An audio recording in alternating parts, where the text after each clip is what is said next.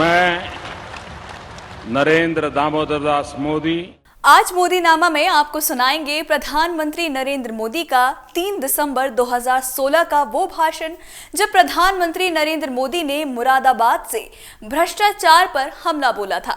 भ्रष्टाचार से लड़ाई को लेकर नरेंद्र मोदी ने देश को क्या संदेश दिया, आपको सुनाते हैं नरेंद्र मोदी का वो ऐतिहासिक भाषण।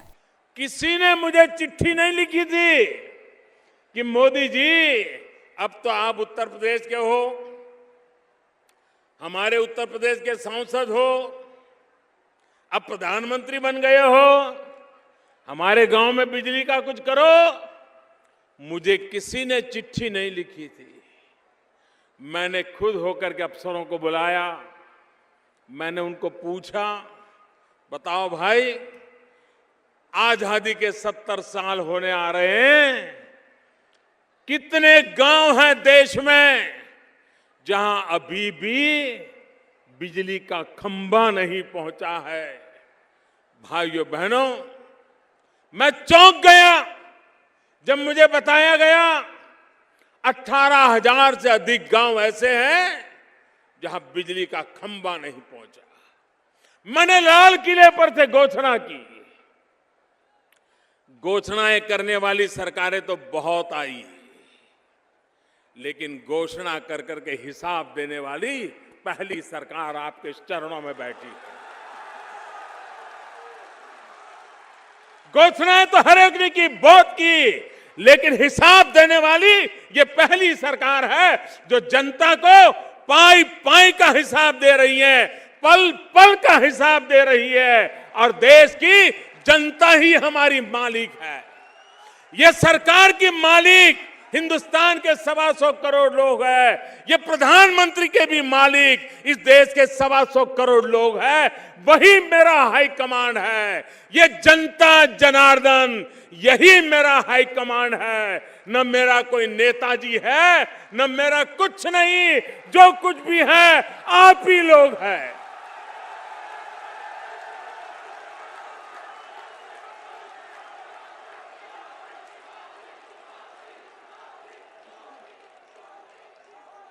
भाइयों बहनों, जो काम 70 साल में नहीं हुआ, उस काम को करने में तकलीफ तो होगी, आपको भी अंदाजा होगा। कुछ तो कारण होगा कि मुरादाबाद के बगल में भी किसी ने खंभा नहीं पहुंचाया। चुनौतियां बहुत थी, तकलीफें थी, रुकावटें थी, इरादों में भी खोट थी, पैसों की भी जरूरत थी, लेकिन भाइयों बहनों, लाल किले की प्राची से, तिरंगे झंडे के नीचे से आवाज की थी कि 1000 दिन में, और इधर उधर की बात नहीं, 1000 दिन में इन 18,000 गांवों में बिजली पहुंचा के रहूंगा। अभी तो आधे दिन हुए हैं, आधे, और आपके इस इलाके में 1000 से ज्यादा गांवों में बिजली का खंभा नहीं पहुंचा था। करीब करीब 950 से ज्यादा गांवों में काम पूरा कर दिया गया है। भाइयों, मैं भले 2009 के बाद आज 2016 में आया हूं, लेकिन बिजली पहुंचाने का वादा किया था, मेरे आने से पहले पहुंचा दिया है। भाइयों बहनों, जिस गांव में बिजली गई, वहां के बच्चों में शिक्षा में बदलाव आएगा कि नहीं आएगा? जिस गांव में बिजली गई, जिस मां को गेहूं चक्की में पिसना होगा, पहले दूसरे गांव जाना पड़ता था, अब गांव में चक्की चलेगी तो गेहूं पिसने का काम होगा कि नहीं होगा? जिस गांव में पानी के लिए तरसना पड़ता था, बिजली के कारण जमीन से पानी निकाल करके घरों तक पहुंचाया जा सकता है कि नहीं पहुंचाया जा सकता है? भाइयों बहनों, गांव के लोगों को भी टीवी देखने का मन करता है कि नहीं करता है? उनको भी तो कभी सास कभी बहुत ही देखने का मन करता है कि नहीं करता है? लेकिन बिजली नहीं होगी तो बेचारे कहां से देखेंगे? भाइयों बहनों, हमने बिजली पहुंचाने का काम किया और इसलिए मेरा कहने का तात्पर्य है कि सरकारें घोषणाएं करने के लिए नहीं होती हैं, सरकारें योजनाएं बना करके योजनाओं को लागू करने के लिए होती है। हम भारतीय जनता पार्टी के लोग, हमें जहां भी मौका मिलता है, हम सभी जगह पर विकास पर बल देते हैं, वादे पूरे करने के लिए अपने आप को खपा देते हैं। आप मध्य प्रदेश देखिए, कभी मध्य प्रदेश बीमारू राज्य माना जाता था। वहां की जनता ने भारतीय जनता पार्टी को सेवा करने का मौका दिया। 10 साल के भीतर भीतर मध्य प्रदेश बीमारू राज्य से मुक्त होकर के हिंदुस्तान के विकास करने वाले राज्यों में आके खड़ा हो गया। भाई, कभी हम देखते थे कि हमारे देश में अन्न का उत्पादन तो 1 नंबर पे, कभी पंजाब का नाम सुनाई देता था, कभी हरियाणा का नाम सुना देता था, कभी गंगा यमुना के तट के गांव दिखाई देते थे। भाइयों बहनों, मध्य प्रदेश जिसके पास नर्मदा मैया के सिवाय कोई नदी नहीं है, मध्य प्रदेश के लोगों ने खेती के उत्पादन में, किसानों की पैदावार में पहले से डबल पैदावार करके देश के अन्न के भंडार भर करके आज देश में नाम रोशन कर दिया। भाई, अगर विकास करना है तो हो सकता है, लेकिन सिर्फ अपनों का ही विकास करना हो तो फिर राज्य का कभी भला नहीं होता है। आपने वो सरकारें अब तक देखी है, अपने लिए, अपनों के लिए करने वाली सरकारें बहुत आई, आपके लिए करने वाली सरकार भारतीय जनता पार्टी ही हो सकती है। और इसलिए मैं आपसे आग्रह करने आया। भाइयों बहनों, आप सच्चे दिल से मुझे एक जवाब देंगे? आप सच्चे दिल से मुझे एक जवाब देंगे? पक्का देंगे? दोनों हाथ ऊपर करके देंगे? पूरी ताकत वाले जोर से देंगे? आप मुझे बताइए, इस देश को भ्रष्टाचार ने बर्बाद किया है कि नहीं किया है? भ्रष्टाचार ने देश को लूटा है कि नहीं लूटा है? भ्रष्टाचार ने गरीब का सबसे ज्यादा नुकसान किया है कि नहीं किया है? भ्रष्टाचार ने गरीब का हक छीना है कि नहीं छीना है? हमारी सभी मुसीबतों की जड़ में भ्रष्टाचार है कि नहीं है? अब मुझे बताइए, भ्रष्टाचार रहना चाहिए कि जाना चाहिए? भ्रष्टाचार रहना चाहिए कि जाना चाहिए? भ्रष्टाचार को खत्म करना चाहिए कि नहीं करना चाहिए?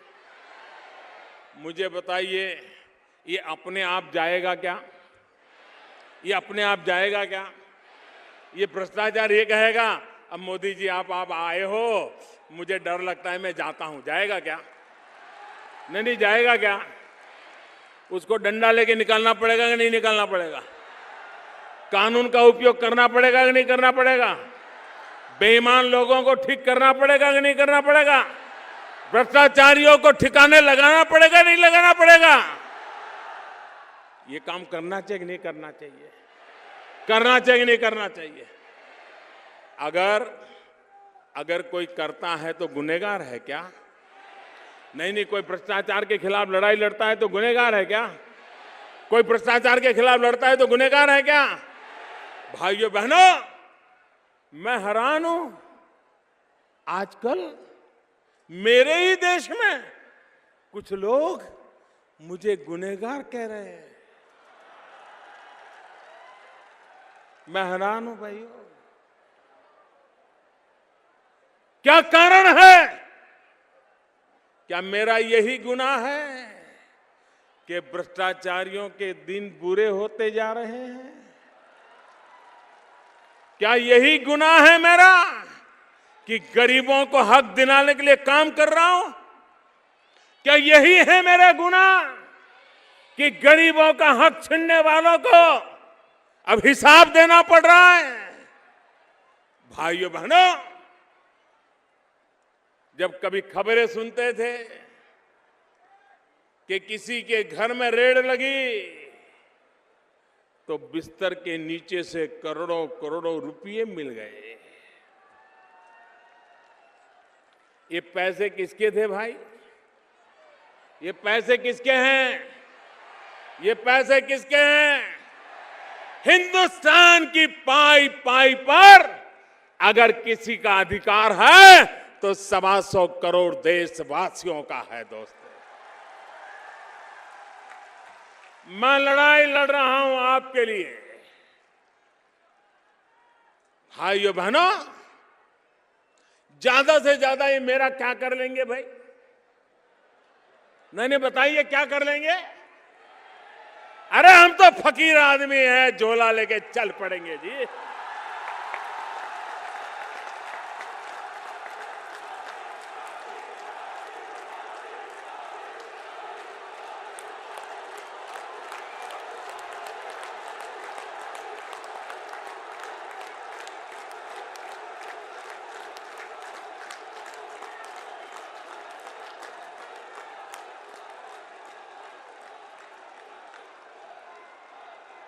और भाइयों बहनों, ये फकीरी है जिसने मुझे गरीबों के लिए लड़ने की ताकत दी है। भाइयों,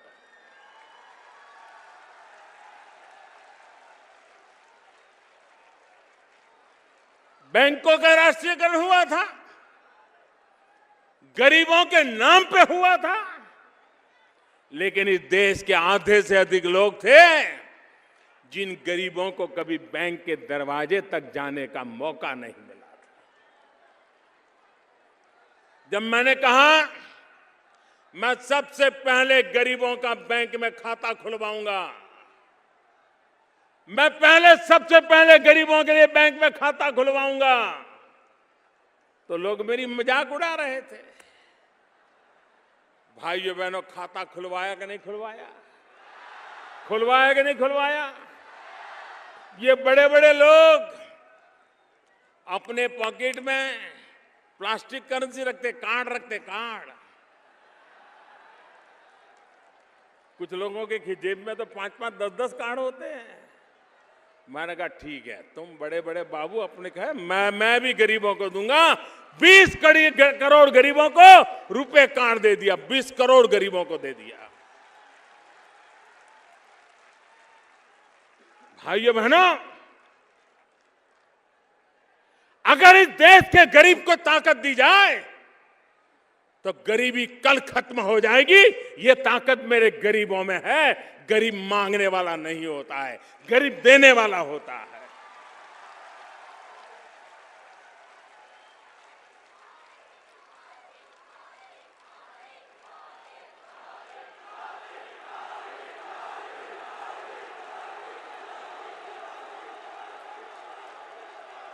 और इसलिए भाइयों बहनों,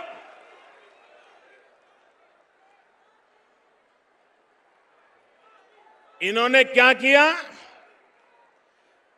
नोटे छापते रहो, छापते रहो, नोटे छापते रहो। इतनी नोटें छपती थी, आपके घर में कोई बंडल आया था क्या भाई? आपके घर में कोई बंडल आया था क्या? तो ये बंडल के बंडल कहां जाते थे?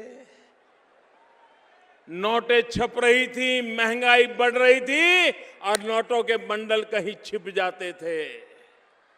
मैं भी पीछे लगाऊं, निकालो।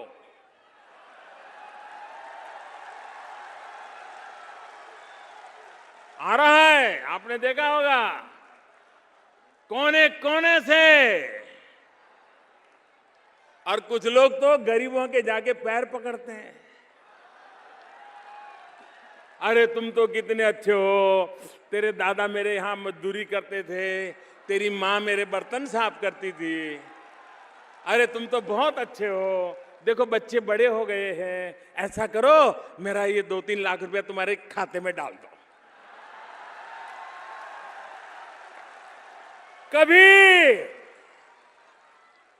कभी किसी अमीर को गरीब के पैर पकड़ते देखा था? भाइयों बहनों, आज जिन बेईमान लोगों ने पैसा जमा किया है वो गरीबों के घर में भी कतार लगा के खड़े हैं। बैंक में कतार लगाने की उनकी ताकत नहीं है, बैंक के बाहर तो वो कतार लगाता है जिसमें ईमानदारी का माजा होता है।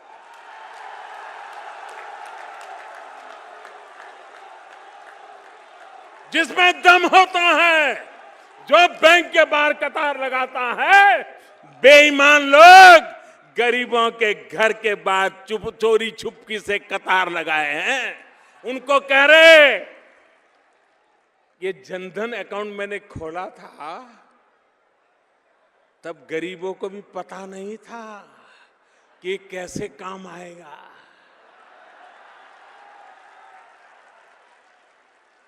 काम आ रहा है कि नहीं आ रहा है? काम आ रहा है कि नहीं आ रहा है?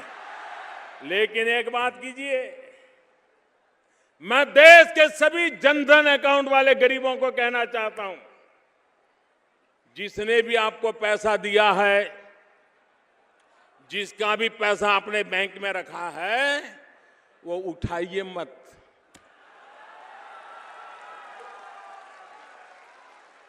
बिल्कुल 1 रुपया मत उठाइए उसमें से। देखिए वो आपके घर रोज चक्कर काटेगा, आपके पैर पकड़ेगा और आप उसको कुछ मत कहो, ए दादागिरी मत कर वरना मोदी को चिट्ठी लिखता हूं। ज्यादा दादागिरी करे तो पूछो, सबूत लाओ, तुमने पैसा दिया था सबूत लाओ। ये बराबर डिब्बे में आए, बेईमान लोग बराबर डिब्बे में फंसे हैं। लेकिन ये तब सफलता मिलेगी जिनके भी खाते में दूसरों ने पैसे डाल दिए हैं, वे पैसे वैसे के वैसे रहने दें।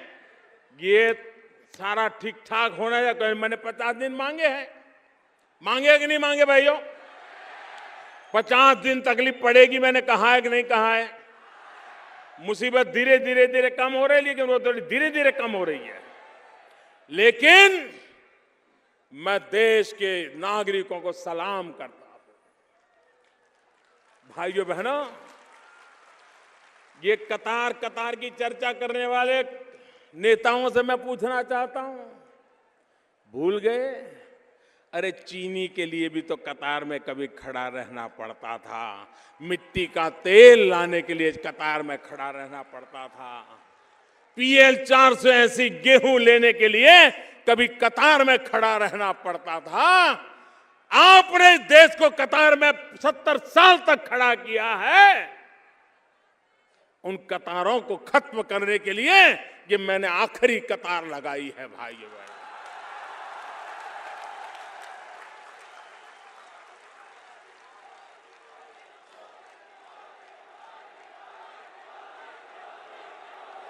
मुझे बताइए, ये जनधन अकाउंट वाले जितने हैं, ये अपने पैसे जो बैंक में आए हैं किसी के, उसको रखे रखोगे कि नहीं रखे रखोगे? कोई कितना ही दबाव डालोगे, उठाओगे नहीं ना। अगर आपने रखे रखा तो मैं कोई रास्ता खोजूंगा। मैं दिमाग लगा रहा हूं, अभी मैं दिमाग खपा रहा हूं कि एक गरीब के खाते में जिन्होंने गैर कानूनी तरीके से डाला है वो जाए जेल में और गरीब के घर में जाए वो रुपया।